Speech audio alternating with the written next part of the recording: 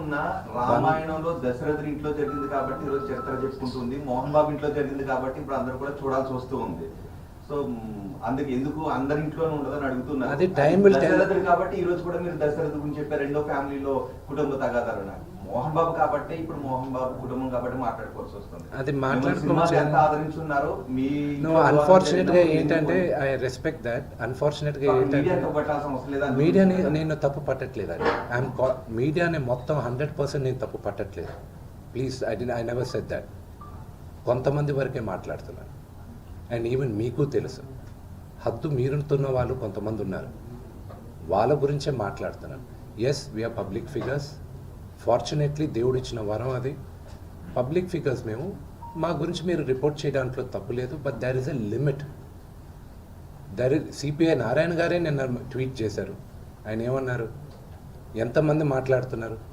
Course స్వలాభం కోసం కొంతమంది రాజకీయ నాయకులు ఏదన్నా మాట్లాడచ్చు, కానీ మెజారిటీ ఆఫ్ దెమ్ ఎందుకు కొంతమంది ఇంత ఓవర్ యాక్షన్ చేస్తున్నారని వాళ్ళే అంటున్నారు. పెద్దలేగా వాళ్ళందరూ, సొసైటీలో గౌరవించదగ్గ వాళ్ళే కదా.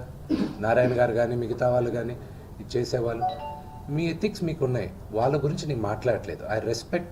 మనం 90% 95% వాళ్ళకి నేను రెస్పెక్ట్ చేస్తున్నాను. ఆ అతిక్రమించే వాళ్ళకి రిక్వెస్ట్ చేస్తున్నాను, మీకు ఫ్యామిలీస్ ఉన్నాయి. Do not it is unfortunate.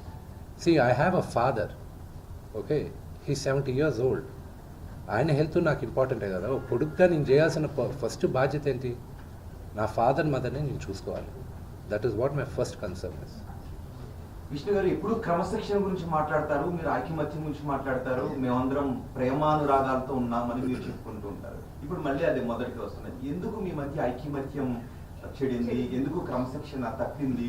ఎందుకు ప్రేమాభిమానాల మధ్య ద్వేషం ఎందుకు వచ్చింది? Families are complicated. అదే ఎందుకు? I wish I knew I had an answer for that. దానికి జవాబు ఉందా? ఆస్తుల వివాహమా? I wish I had an answer for it. ఏది ఒకవేళ ఆన్సర్ ఉన్నా కూడా నాకు మీకు నేను చెప్పడం నాకు ఇష్టం లేదు. But definitely not the marriage.